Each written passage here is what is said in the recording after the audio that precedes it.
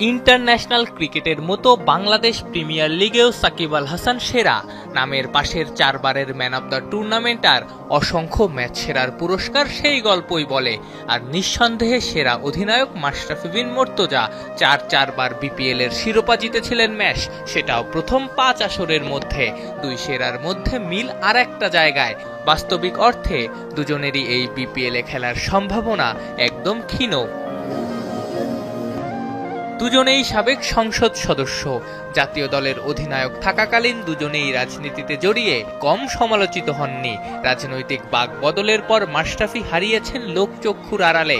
সাকিব কোথায় সবাই অবশ্য জানে, কিন্তু তার দেশে ফেরাই হচ্ছে না। দুজনের নামেই আবার মামলা হয়েছে, তাই তারা বিপিএল এ খেলবেন এই ভাবনাও যেন অমূলক। দেশের মাটিতে টেস্ট খেলে সাদা পোশাকের ক্রিকেট থেকে অবসর নিতে চেয়েছিলেন সাকিব, কিন্তু সরকারের পরামর্শে দেশে ফেরা হয়নি। ফলে দেশের মানুষের সামনে থেকে বিশ্বসেরা অলরাউন্ডারের বিদায়ও বলা হয়নি। অন্যদিকে অনেকদিন প্রতিযোগিতামূলক ক্রিকেটের বাইরে থাকলেও যুক্তরাষ্ট্র টি10 লিগে সুযোগ পেয়েছিলেন ম্যাচ, তারও দেশের বাইরে গিয়ে সেই টুর্নামেন্টে খেলা হয়নি। সাকিব অবশ্য খেলার মধ্যেই আছেন। জাতীয় দলের হয়ে না খেলতে পারলেও আবুধাবি টি10, লঙ্কার টি10 খেলেছেন। শেষ দিকে যদিও বল করতে পারেননি ত্রুটিপূর্ণ বোলিং অ্যাকশনের জন্য। 149 উইকেট নিয়ে বিপিএল এর সর্বোচ্চ উইকেট শিকারী সাকিব। 98 উইকেট নেয়া মাশরাফি আছেন 4 নম্বরে।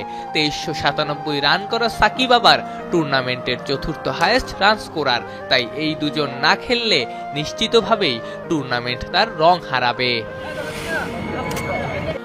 ইন্টারন্যাশনাল ক্রিকেটের মতো বাংলাদেশ প্রিমিয়ার লিগেও সাকিব আল হাসান সেরা। নামের পাশের 4 বারের ম্যান অব দ্য টুর্নামেন্ট আর অসংখ্য ম্যাচ সেরার পুরস্কার সেই গল্পই বলে।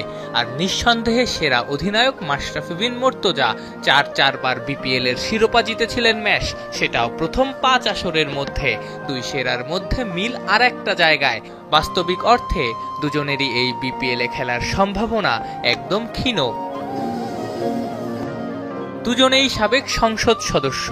জাতীয় দলের অধিনায়ক থাকাকালীন দুজনেই রাজনীতিতে জড়িয়ে কম সমালোচিত হননি।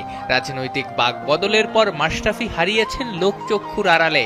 সাকিব কোথায় সবাই অবশ্য জানে, কিন্তু তার দেশে ফেরাই হচ্ছে না। দুজনের নামেই আবার মামলা হয়েছে, তাই তারা বিপিএল এ খেলবেন এই ভাবনাও যেন অমূলক।